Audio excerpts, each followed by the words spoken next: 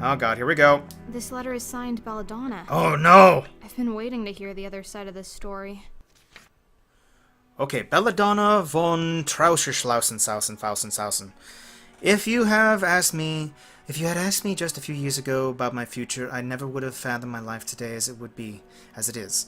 So strange is the path that twists of fate has set upon me that I wake every morning bewildered, and like a small child I expect anything and everything to happen during each new day.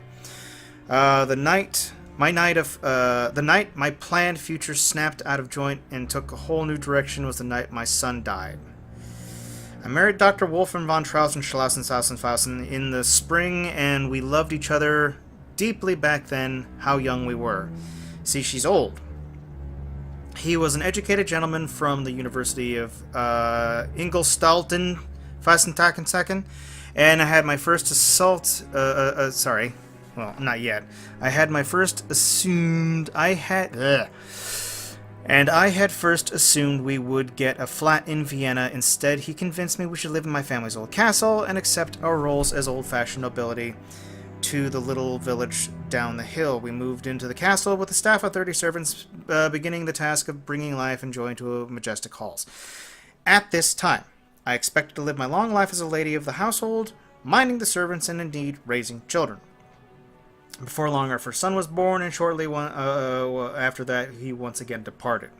I was devastated, of course, but Lucas had been sickly from his first day, and even though my husband had blocked out the possibility from my mind, I was not entirely surprised when it happened. Nonetheless, it changed us. I believe Wolfram blames me for what happened, and I think it was somehow my fault. He retreated into his laboratory like an old dungeon, and started doing unholy experiments on God knows what. Okay, so she's clearly not devastated with grief. Those were dark times instead of the household, the child I take care of. I now had no guests, practically no husband, and no child. Everything I thought would occupy my time was gone, and all I could do was grieve in solitude. Okay, see, if he had just been there for her, everything would have been better. Instead of making living corpses in the basement.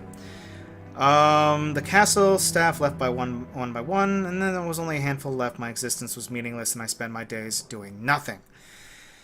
But I dealt with my grief in my own way, and in time the claws of melancholy began to loosening their grip on me, and in so many ways I have Clara to thank for that. That would be the maid. That is... Oh, wait a second. That's interesting, because if this is... Wait, have we missed a page here somewhere? Because if we've missed a page, we need to go back for it. But this seems to be Belladonna's story arc. But down here, there's one that's intertwining with hers. This could be Clara's side of the story. Then what is this? Interesting. I'm gonna just try it.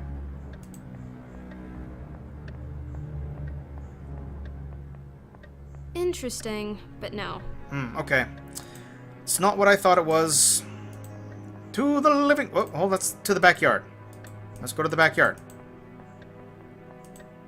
Alright, fine. Let's go to the living room.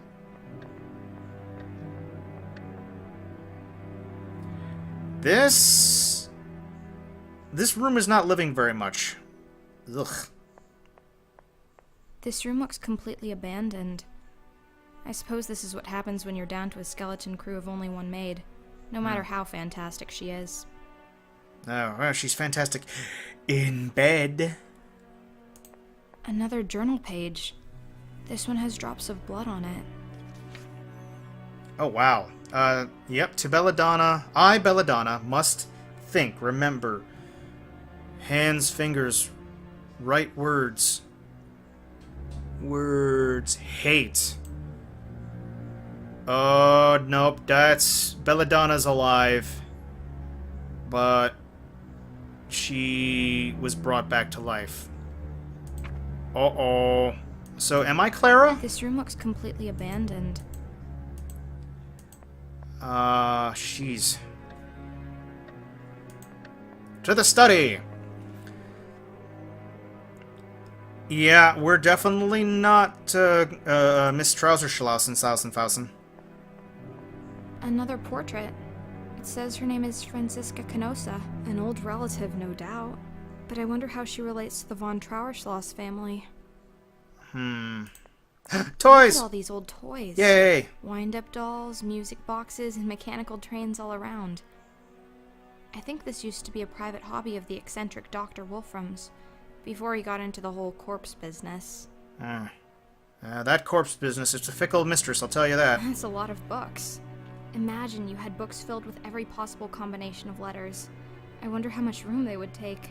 There's a finite amount of letters, but unless we acknowledge a maximum length of a word, there would still be an infinite number of combinations, and the library would have to be infinitely large. Aren't you supposed to be more firebag? I guess not. A stuffed raven atop a bust of Pallas Athena. What a cheerful decoration. Let's call them Annabelle and Dupin. Okay. Hi, Annabelle. Hi, Dupin. Who's who, though? Look, a perfect sphere. Let's see if I can get two parallel lines to intersect. God damn, you're smart. You are a lot smarter than I am. I should sit down and write a story. But with all these journals and diary pages lying around, seems like I already may have. Alright, let's find out. The doctor's handwriting. I know it well by now. Wolfram von Trausenschausen.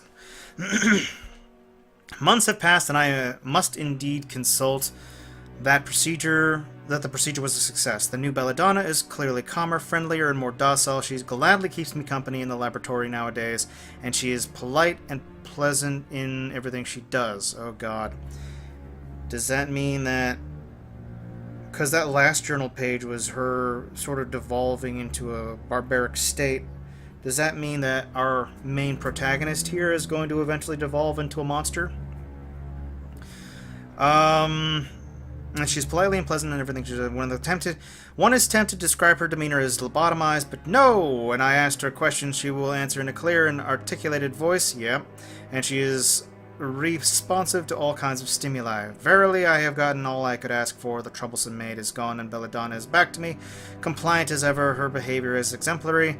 Our lives are returning to the idyllic past that I had thought I had lost in all aspects except one. No child giggled in these halls, but my research is proceeding rapidly, and the question presents itself, who needs a womb to create life? Dude!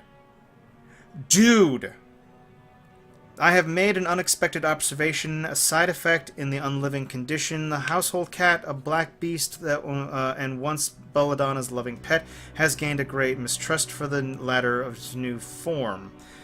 No kidding. A disquiet has fallen over the animal, and he will not go near the creation. Why is this? I wonder. Why this lack of trust, this sudden and ferocious hatred? Belladonna's appearance seems to me not much unlike the cat before I so fondly gravitated towards, but evidently the beast perceives a difference. You think? Maybe smelling like a corpse is kind of making the cat a little uneasy. As a species, the cat has popularly been associated with witchcraft and mysticism. Their eyes do indeed strike one as remarkable. It is perchance so that the feline oculus is capable of perceiving a human soul and spirit, and so, when faced with a great Belladonna, or a created Belladonna, is distressed by the lack thereof. Okay, so the doc's story is complete. Ah! Jesus Christ! Holy fuck! I'll have to get rid of it somehow if I want to proceed. Okay, that just scared the fuck out of me. Oh boy. I was not expecting jump scares in this thing.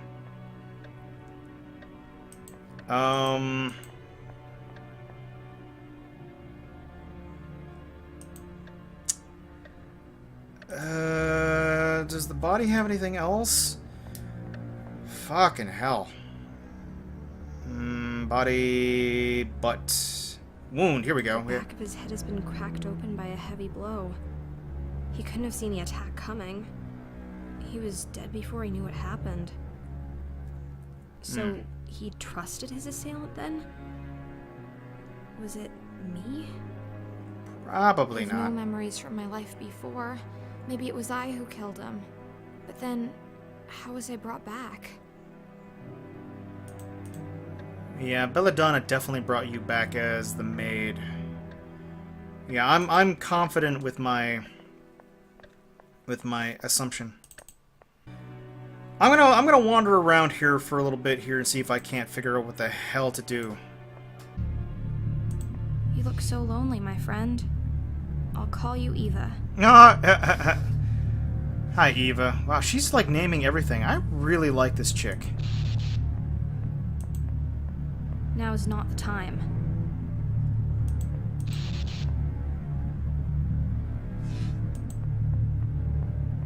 I'll call it Yurik. Yurik! Nice. Alas, poor Yurik. A beautiful china bowl. It looks hand-painted. Oh, what the fuck? Oh. I never touched the bowl. Okay.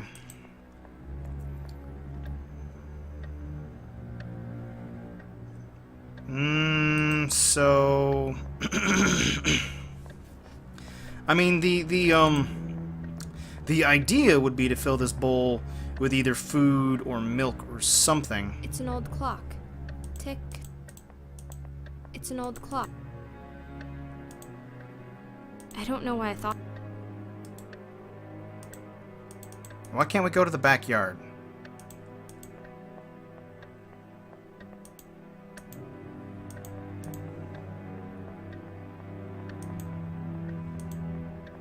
Oh! I just was on the... milk. Haha! There's a bottle of milk out here. I wonder how long it's been here.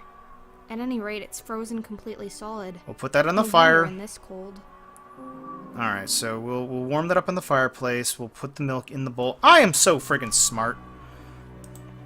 One more Belladonna letter. Let's read about this Clara figure. Clara Steinberg was one of the several chambermaids we hired when we moved into the castle, shortly after the marriage. It was in the warm light of recent events I feel as though I could pick her out of a crowd already at this time, but I suspect that the truth is that she was just another servant, one of many, and I didn't pay her close to the attention I know now she deserves. Oh god, she's wordy.